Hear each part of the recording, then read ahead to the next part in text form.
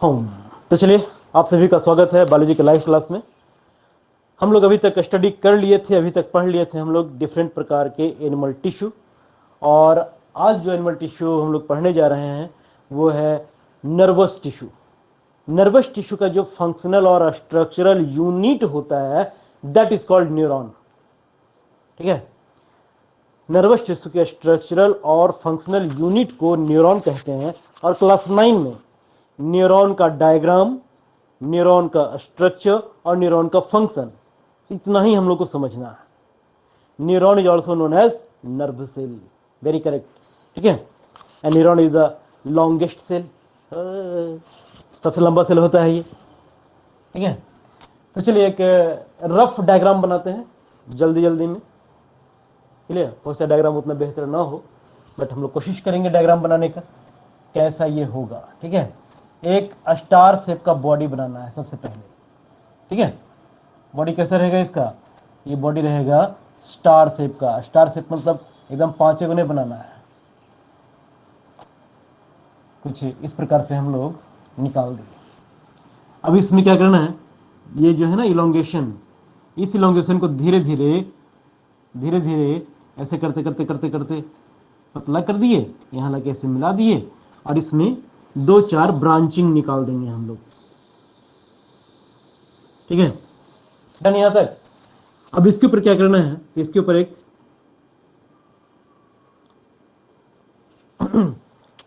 दूसरे कलर से करता है। किसी किसी के ऊपर जो होता है ना एक लेयर लगा हुआ होता है, कवर लगा हुआ होता है। तो चूंकि वो कवर है तो उस कवर को हम लोग माइलिन शीथ बोलते हैं, ऐसे इस कवर को। तो ये कवर हम लोग बना रहे हैं किसी दूसरे कलर से। आप लोग पेंसिल का भी इस्तेमाल कर सकते हैं, रेड पेन छोड़ करके, रेड कलर छोड़कर आप लोग किसी का भी इस्तेमाल कर सकते हैं। ठीक है, इसके ऊपर क्या बना दिए, एक कवरिंग बना दिए, इसका नाम है माइलिन शीथ। डन। चलिए, इसके ऊपर एक सेल, एक्चुअली जो सेल है ना कुछ ऐसा है, ट्यूब है, इसके ऊपर ऐसे चारों तरफ से लिपटा हुआ है। डन, लिपटा हुआ चारों तरफ से है, लेकिन जब फ्रंट से हम लोग देखेंगे तो ये दोनों हिस्सा हमको दिख रहा है।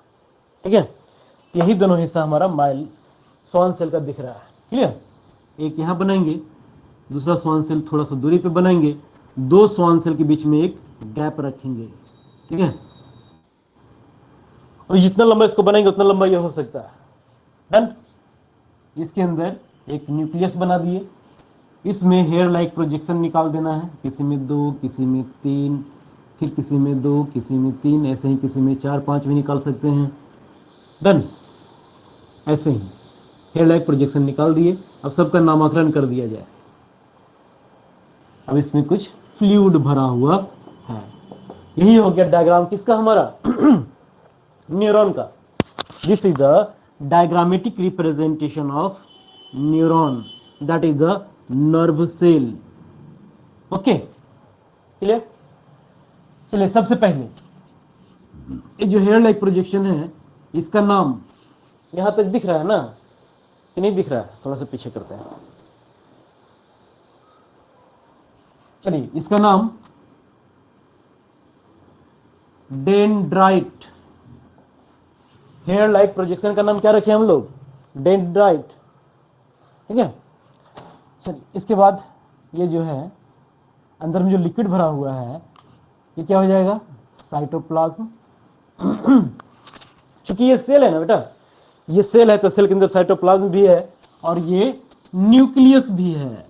इसका न्यूक्लियस और साइटोप्लाज्म, ये दोनों चीज जहां प्रेजेंट है, या इन दोनों को एक साथ क्या बोलेंगे हम लोग, साइटोन बोलते हैं। क्लियर, तो ये जो पार्ट है स्टार शेप का ये हो गया साइटोन, और इस साइटोन को हम लोग सेल बॉडी भी बोलते हैं। ठीक है, एक्चुअल में न्यूरॉन का सेल यही है। ये क्या है, इसका प्रोजेक्शन है। ये भी हेयर लाइक प्रोजेक्शन है, ये सिलिंड्रिकल प्रोजेक्शन है, इलोंगेटेड प्रोजेक्शन है। ठीक है, एक्चुअल में सेल या सेल बॉडी यही है, जिसका नाम क्या रखे हम लोग, साइटोन। डन। साइटोन क्यों बोलते हैं, सेल बॉडी क्यों बोलते हैं, इसका भी कारण है, क्वेश्चन पूछा जाता है। Why cyton is known as cell body, because it contain nucleus and cytoplasm. ठीक है, याद रहेगा ना। साइटोन को सेल बॉडी क्यों बोलते हैं? Because it contain nucleus and cytoplasm. और जिसमें न्यूक्लियस हो, साइटोप्लाज्म हो, वही तो हमारा एक्चुअल में सेल है, वास्तविक सेल वही है। ठीक है, अब इसमें ये भी प्रोजेक्शन है और ये भी प्रोजेक्शन है। यह हेयर लाइक प्रोजेक्शन, यह elongated cylindrical projection. Hair like projection का नाम डेंड्राइट हम लोग रख ही चुके थे, अब इसका भी नाम रख दिया जाए। इसको क्या बोल देंगे हम लोग? एक्सॉन। सिलिंड्रिकल प्रोजेक्शन को बोल दिए एक्सॉन। एक्सॉन के ऊपर ये जो कवरिंग है, जो हम लोग ब्लू कलर से दिखाए हैं, इसका नाम अभी बच्चे लोग लिख रहे थे, नहीं, इस ब्लू कलर का कवरिंग माइलिन शीथ। ठीक है, माइलिन शीथ। और ये है स्वान सेल, जो ऐसे बॉक्स बना हुआ है, इसका नाम स्वान सेल। ठीक है,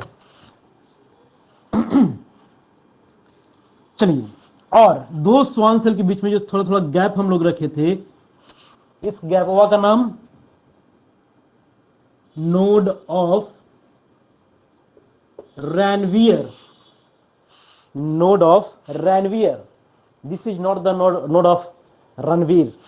ठीक है, ये रणवीर नहीं है सिम्बा वाला, ये रणवीर है।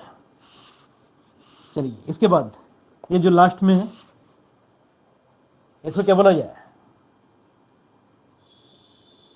Axon bulb. ठीक है, यही है हमारा डायग्राम। यही डायग्राम आपको बनाना है।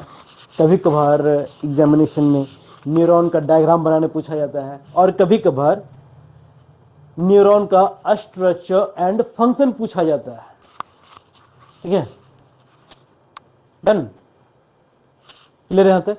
फिर से एक बार समझते हैं इसके डायग्राम को, यानी कि इसके स्ट्रक्चर को।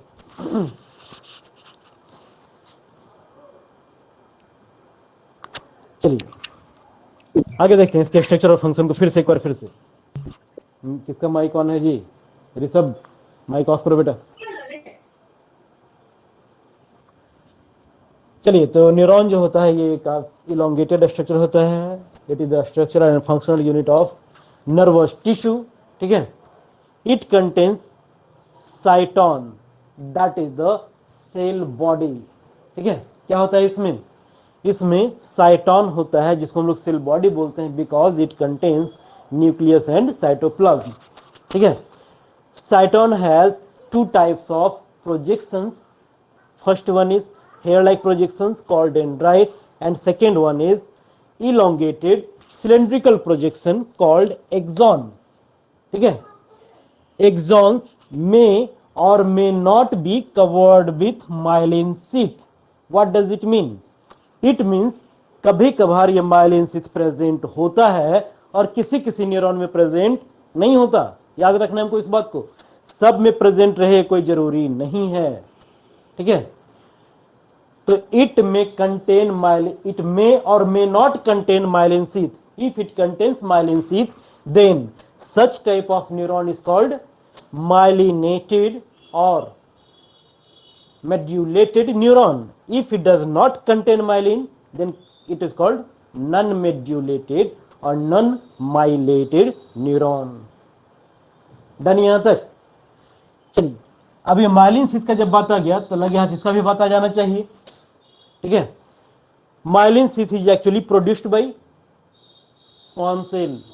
ये जो स्वान सेल है ना, यही स्वान सेल ये माइलिन को शीथ को प्रोड्यूस करता है। ठीक है, चलिए, इसके बाद between the two Schwann cells there is a gap that is called node of Ranvier, and the terminal end of neuron is known as axon bulb. ठीक है, एक है न्यूरोलेमा, कोई पूछा है न्यूरोलेमा। लेमा मतलब पहले भी हम बताए हैं, लेमा मतलब मेम्ब्रेन, और न्यूरो वर्ड किसके लिए? न्यूरॉन्स के लिए।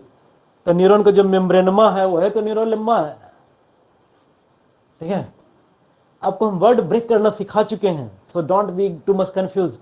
वर्ड को ब्रेक कीजिए, एकदम बालाजी को आसान बना लीजिए, चटनिया। ठीक है, क्लियर यहां तक बच्चा लोग? चलिए वन बाय वन सभी का फंक्शन समझ लेते हैं।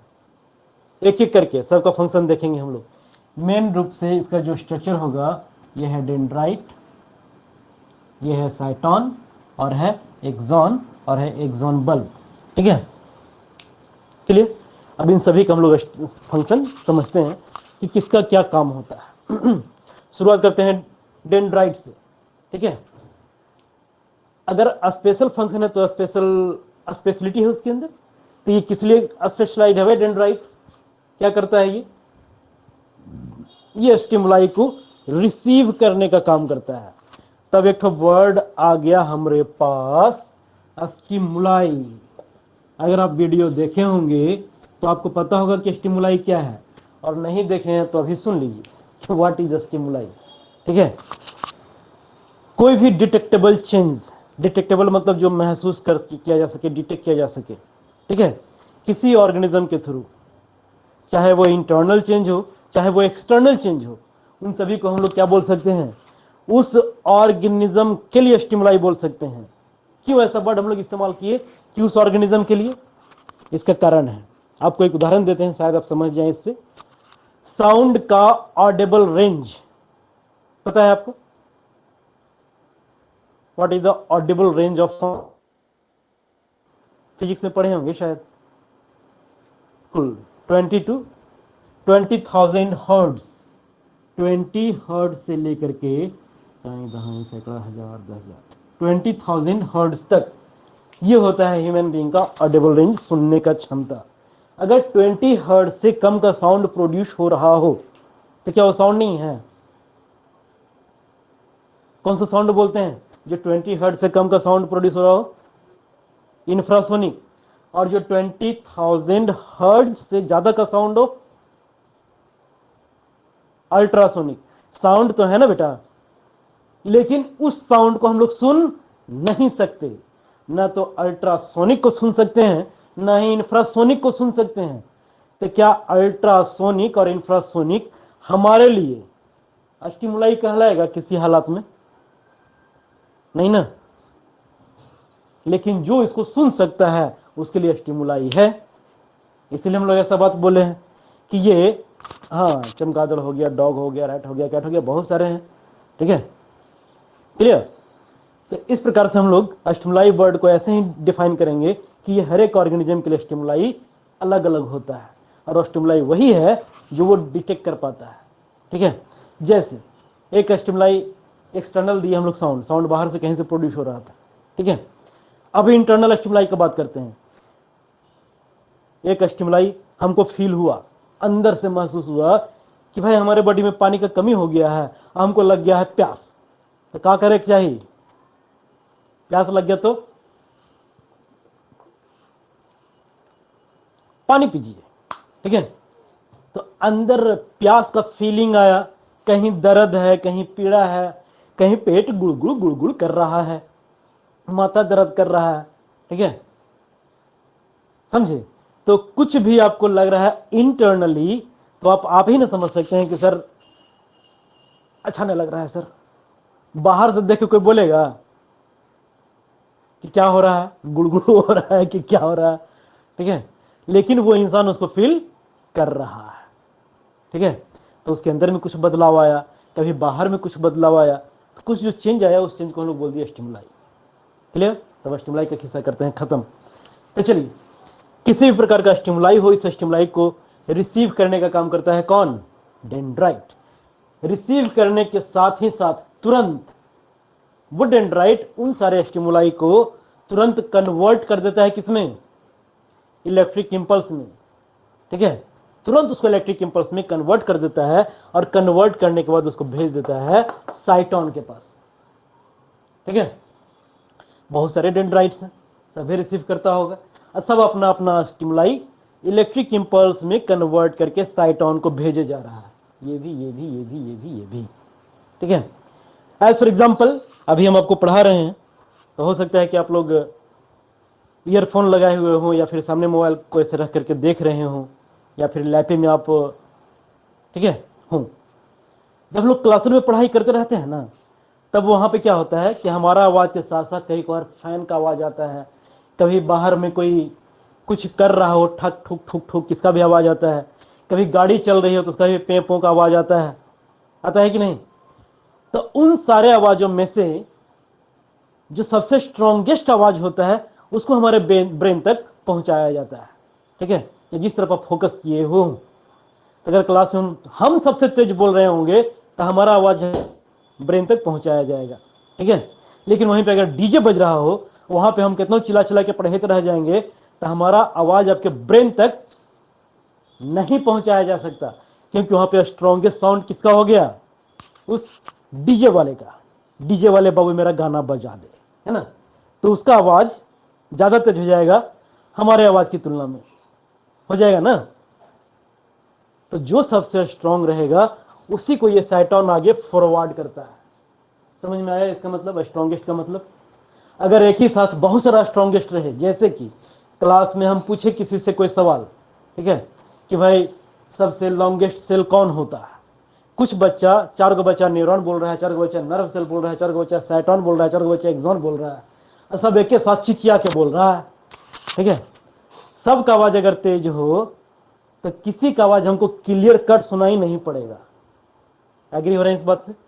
यानी कि बहुत सारा आवाज एक ही साथ सेम फ्रीक्वेंसी का हो, सेम रेंज का हो, सेम स्ट्रेंथ का हो तो सभ्य चल जाता है इनमें। ठीक है, तो मामला हो जाता है गड़बड़। क्लियर? अब इसका काम है स्ट्रॉन्गेस्ट वाले को भेजना। ये पिक देखता होगा, एम्पलीट्यूड या कुछ अपना डिसाइड करता होगा भाई कि ये सबसे स्ट्रांग है, अरे ये हो उतना स्ट्रांग है, और तीसर का भी उतना स्ट्रांग है, जाओ तीनों के तीनों जाओ। समझ में आई बात? क्लियर? अगर एक से अधिक स्ट्रॉन्गेस्ट साउंड हो तो उस सबको ये भेज देगा। डन। चलिए अब बात करते हैं हम लोग किसी एक का, एक्सेप्शन को हटा करके, कि कोई एक स्ट्रॉन्गेस्ट साउंड था या स्ट्रॉन्गेस्ट स्टिमुलस था, अब वो स्टिमुलस इस एक्सॉन में आगे पास हो रहा है। ठीक है, किस रूप में पास हो रहा है वो मैसेज? स्टिमुलस जो था किस रूप में पास हो रहा है? इन विच फॉर्म? इलेक्ट्रिक इंपल्स के रूप में पास हो रहा है बेटा, है ना? इलेक्ट्रिक इंपल्स के रूप में वो पास हो रहा है। ठीक है, तो काफी कम, बहुत ही कम इलेक्ट्रिक इंपल्स हमारे न्यूरॉन्स में पास होते रहते हैं। ठीक है, अगर वो इलेक्ट्रिक इंपल्स पास हो रहे हो इस एक्सॉन से होते, लगातार पास होते ही रहा है, ठीक है, तो हल्का हल्का ही सही हमारे बॉडी में झटका तो लगेगा, लगेगा कि नहीं? अगर इलेक्ट्रिक इंपल्स पास हो रहा है तो थोड़ा ही सही झटका तो लगेगा ना। और अगर जोर से इंपल्स आया, खूब कस के कान में किसी का बोल दिए, तो थोड़ा सा ज्यादा इंपल्स पास होगा, हिला आ जाएगा अंदर से। ठीक है, अब वो हिलाए नहीं तो उसके लिए क्या करना पड़ता है इसको? जैसे हमारे तार करंट नहीं लगे तो क्या करते हैं, तार में हम लोग कवरिंग कर देते हैं, प्लास्टिक का, कॉपर का वायर है उसके ऊपर कवरिंग करते हैं ना प्लास्टिक का, उसके बाद पकड़ भी लिए, देखिए हम तार पकड़ लिए, कुछ न हो लो। ठीक है, तो वैसे ही अगर इसे इलेक्ट्रिक इंपल्स पास हो रहा है तो इसके ऊपर एक इंसुलेशन होना चाहिए, और वो इंसुलेशन क्या है बेटा? माइलिन शीथ का इंसुलेशन है। ठीक है, तो माइलिन शीथ इसको इंसुलेट करने का काम करता है। ठीक है, कहीं कहीं इंसुलेशन जरूरी होता है तो माइलिन शीथ है, और कहीं जरूरी नहीं है तो वहां पे माइलिन शीथ नहीं होता। एग्रीड? अब अगला चीज, ये माइलिन शीथ प्रोड्यूस करने का काम करता है स्वान सेल। तो इस स्वान सेल का एक फंक्शन समझ में आ गया आपको, हीट प्रोड्यूसेस स्वान सेल। ठीक है, इस नोड ऑफ रेनवियर का कोई विशेष इंपॉर्टेंस नहीं है, it is a gap between the two Schwann sales. ठीक है, अब इलेक्ट्रिक इंपल्स पास होते होते होते होते पहुंच गया कहां तक? एक्सॉन टर्मिनल या एक्सॉन बल्ब तक। तो ये ऐसा बल्ब नहीं है कि सर होने से लेनिया आ रहा था तो बल्ब भुक भुकाएगा। तो ये वो वाला बल्ब नहीं है कि उधर से सर इलेक्ट्रिक इंपल्स में लाइन आया ना तो यहाँ पे भुक भुकाएगा क्या सर, तब भुक भुकाए वाला बल्ब नहीं है। ये बल्ब क्या है? तो ये बल्ब बोला जा रहा है, ये स्वेलिंग है, इसी वजह से इसको बल्ब बोला जा रहा है। ठीक है, क्लियर?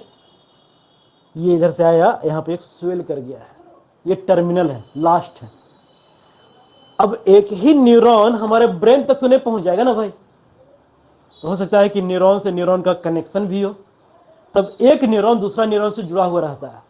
इसको अगर मान लेते हैं पहलाव का न्यूरॉन, तो पहला न्यूरॉन जाके यहां पे खत्म हो गया, ठीक है, तो दूसरा न्यूरॉन भी इसके आगे जाकर के लगेगा ना, यहीं से, तब देखा जाए तो पहले न्यूरॉन का एक्सॉन बल्ब और दूसरे न्यूरॉन का क्या जुड़ेगा वहां पे,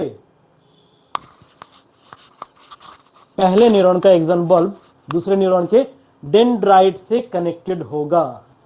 ठीक है, फिर से एक बार समझते हैं, किसी का डिमांड था वंस मोर करके। हम लोग ये देखे कि डेंड्राइट क्या किया, तो डेंड्राइट किसी प्रकार के स्टिमुलस को रिसीव किया, रिसीव करके इलेक्ट्रिक इंपल्स में कन्वर्ट किया और कन्वर्ट करके उसको पास कर दिया साइटॉन की ओर। ये 3 को काम किया डेंड्राइट, है ना। एक्सॉन साइटॉन क्या किया कि साइटॉन स्ट्रॉन्गेस्ट इंपल्स को डिटेक्ट किया कि सबसे स्ट्रॉन्ग के ही भैया चल जो एन, वो स्ट्रॉन्गेस्ट वाला आ गया किस तरफ, एक्सॉन की ओर। एक्सॉन में इलेक्ट्रिक इंपल्स का फ्लो हो रहा था, इसलिए उसको इंसुलेटेड कर दिया गया। इंसुलेटेड कर दिया किसकी मदद से, माइलिन शीथ की मदद से। और ये माइलिन शीथ प्रोड्यूस किया जा रहा था स्वान सेल के थ्रू। 2 स्वान सेल के बीच में नन्ना मुन्ना सा गैप भी था जिसका नाम रखा गया नोड ऑफ रैनवियर। अब ये इलेक्ट्रिक इंपल्स पहुंचते पहुंचते पहुंचते पहुंचते एकदम से टर्मिनल एंड पे पहुंच गया जिसका नाम है एक्सॉन बल्ब। ठीक है, अब ये एक्सॉन बल्ब अगले न्यूरॉन से कनेक्टेड होगा, क्योंकि एक ही न्यूरॉन डायरेक्ट हमारे ब्रेन तक नहीं पहुंचेगा। ठीक है, तो हम लोग इसी कनेक्शन का बात कर रहे हैं कि ये कनेक्शन कैसा होगा। तो इसका पहले का एक्सॉन बल्ब नेक्स्ट न्यूरॉन के डेंड्राइट से कनेक्टेड होगा और वो कनेक्शन कुछ ऐसा होगा। ठीक है, अगर इस मुट्ठी को, इस फिस्ट को मान लेते हैं हम लोग एक्सॉन बल्ब, तो ये हो गया हमारा डेंड्राइट। ठीक है, clear. they are in close contact but they are not held together। Close contact में होता है, काफी क्लोज होता है एकदम एक दूसरे के। ठीक है, बाहर से देखने में लगेगा एकदम सटले है ये दोनों, but there is a gap between the axon bulb and the dendrite and that gap is known as, very good, synapse. उस गैप को बोलते हैं सिनेप्स। ठीक है, या सिनेप्टिक क्लैश। और ये जो जंक्शन में है ना, जहां पे दोनों करके मिला, इस पूरे जंक्शन को क्या बोलते हैं, सिनेप्टिक जंक्शन। इस पूरे जंक्शन को हम लोग सिनेप्टिक जंक्शन बोलते हैं। और बीच में जो गैप है, दोनों के बीच में गैप, उसको सिनेप्स बोलते हैं। Done, 2 question. अब यहां पे गैप है उसके बीच में। अब इस गैप में सोचने वाली बात कि इधर से इलेक्ट्रिक इंपल्स आ रहा था, इसको हम क्या बने लेते थे, एक्सॉन बने लेते, एक्सॉन बल्ब था। ठीक है, इस एक्सॉन से इलेक्ट्रिक इंपल्स आ रहा है यहां तक। अब बीच में है तनी सुन गैप, तो इलेक्ट्रिक इंपल्स कभी भी फुदक के पास नहीं होता। ठीक है, जंप नहीं करता। पढ़े होंगे आप लोग, इसमें पढ़े होंगे, ठीक है, या देखे भी होंगे कि सपोज कि एक इधर से आया है लाइन वाला, ब्लू वाला जो है ना, ये लाइन को लेकर के आ रहा है और हम इधर से एक तार ला करके ऐसे बगल में लाके खाली सटा दिए हैं, एकदम करीब में ला करके, जोड़े नहीं है ऐसे, क्या किए हैं दोनों को खाली पास में ला करके छोड़ दिए हैं। ठीक है, तो बॉल जल जाएगा हमारा। हाँ, पापा बोले कि लो बेटा इसको बॉल को जलाओ, कनेक्शन कर दो, और आप दोनों तार को लगा खाली ऐसे छोड़ दीजिए कि sir they are in close contact. तो कितना क्लोज कॉन्टैक्ट रहे, जब तक they are not held together electric current will not flow. ठीक है, समझे बच्चे। तो यहां पे इलेक्ट्रिक करंट का फ्लो बिल्कुल नहीं होगा। तो यहां पे क्या होगा भाई, तो यहां पे जो एक्सॉन बल्ब है ये कुछ केमिकल मैसेंजर रिलीज करता है। ठीक है, क्या नाम है उसका, acetylcholine. Very good Rajeev. जो बच्चे नाम लिख रहे हैं या जान रहे हैं, एमसीओ कि आप लोग वीडियो देखें। ठीक है, उसका नाम है एसिटाइल कोलिन, क्योंकि ये नाम बुकों में जो लिखल नहीं होगा। ठीक है, तो उसको एसिटाइल कोलिन नाम रखा गया है, या फिर उसको आप न्यूरोट्रांसमीटर भी बोल सकते हैं। तो सवाल ये रहा कि वो न्यूरोट्रांसमीटर रिलीज कौन करता है, न्यूरोट्रांसमीटर रिलीज कौन करता है, ये बताइए खाली आप। Axon bulb. ठीक है, और उस न्यूरोट्रांसमीटर को रिसीव कौन करता है, डेंड्राइट्स। ठीक है, अब डेंड्राइट्स उस न्यूरोट्रांसमीटर को रिसीव किया। अब फिर से इसको हम सेकेंड वाला न्यूरॉन बना लेते हैं। ठीक है, अब इसी न्यूरॉन को जो पहला न्यूरॉन मान रहे थे, सेकेंड वाला न्यूरॉन बना लेते हैं। अब सेकेंड का डेंड्राइट फटाक से क्या रिसीव किया, अभी केमिकल मैसेंजर रिसीव किया, एसिटाइल कोलिन रिसीव किया। उस केमिकल मैसेंजर में कुछ कोडेड फॉर्म में मैसेज लिखा हुआ था। अब इसके लिए वही क्या हो गया भाई, स्टिमुलस। वेरी गुड धर्म, है ना। अब इसके लिए वही स्टिमुलस हो गया क्लास से तुरंत उसको किस में कन्वर्ट कर लेगा, वो इलेक्ट्रिक इंपल्स में कन्वर्ट करेगा, एकदम तुरंत पहुंचा देगा एक्सॉन बल्ब तक। और फिर ये एक्सॉन बल्ब फिर से तीसरे के साथ वही चीज करेगा और यही रिपीट होते होते पहुंच जाएगा हमारे ब्रेन तक। ठीक है, क्लियर? किसी भी स्टिमुलस को रिसीव करके कहां पहुंचा देना है, फाइनली ब्रेन तक। क्लियर? चाहे वो जितने भी हमारे सेंस ऑर्गन हैं, सभी सेंस ऑर्गन का एक ही काम होता है कि हमको बाहरी दुनिया से कनेक्ट करना, बाहरी दुनिया से जोड़ना। ठीक है, तो बाहरी दुनिया से वो स्टिमुलस को रिसीव करता है, रिसीव करके यही जो प्रोसेस बताया गया, कोई भी स्टिमुलस हो, चाहे वो स्टिमुलस साउंड हो, लाइट हो, टच हो, ठीक है, टेस्ट हो, हर प्रकार के स्टिमुलस को डेंड्राइट रिसीव कर सकता है। रिसीव करने के बाद उसको तुरंत इलेक्ट्रिक इंपल्स में कन्वर्ट करता है और फिर वैसे ही प्रोसेस चलता रहता है। अब इस प्रकार से वो स्टिमुलस पहुंच गया हमारे ब्रेन तक। ब्रेन ब्रेन एक ऐसा ऑर्गन है जो कि न्यूरॉन्स का ही बना हुआ है, जिसके बारे में डिटेल स्टडी करेंगे हम लोग क्लास 10 में चल के, कि ब्रेन किस प्रकार से इन सारे स्टिमुलस को रिसीव करता है, उसके बाद उसको एनालाइज करता है, इंटरप्रेट करता है, कुछ को वो मेमोरी के रूप में स्टोर रखता है ताकि बाद में इंटरप्रेटेशन में वो काम आ सके। ठीक है, क्लियर? और फाइनली क्या करता है कि बाद में जब दोबारा कोई स्टिमुलस आता है ना, तो फिर उसको कंपेयर भी करता है। एज फॉर एग्जाम्पल, आपको हम कोई चीज पढ़ा दिए, ठीक है, तो पढ़ा दिए तो वो सब स्टिमुलस के रूप में आपके ब्रेन तक गया। आपका ब्रेन उसको स्टोर करके रखे हुए है, जिसका जितना कैपेसिटी है यार, हर किसी का अपना अपना कैपेसिटी होता है बेटा, कभी किसी से कंपेयर मत करना। ठीक है, हर किसी का अपना कैपेसिटी है। उसके ब्रेन के पास वो पहुंचा, अब उसका ब्रेन उसको स्टोर करके रखे हुए है। ठीक है, अब बाद में कभी हम एक क्वेश्चन के रूप में, चाहे ओरल हो गया, चाहे रिटर्न हो गया, चाहे एमसीक्यू हो गया, एक क्वेश्चन के रूप में वो फिर से वो स्टिमुलस डाले। क्वेश्चन भी एक क्या है आपके लिए, स्टिमुलस है ना। क्लियर? एक स्टिमुलस दिया गया आपके दिमाग में, चाहे वो अगर लिखित दिए हैं तो वो स्टिमुलस आपकी आंखों के थ्रू गया, इमेज के थ्रू। वही अगर ओरल पूछे हम कि बताओ धर्म, पहला सेल का डिस्कवरी कौन किया था, ठीक है, तो ये स्टिमुलस किस रूप में गया, साउंड वेव के रूप में गया, आपके कान से होते हुए। अब कान से होते हुए स्टिमुलस जाए या फिर आंख से होते हुए स्टिमुलस जाए, आपका ब्रेन, देखिए वेरी गुड, आंसर आना शुरू हो गया।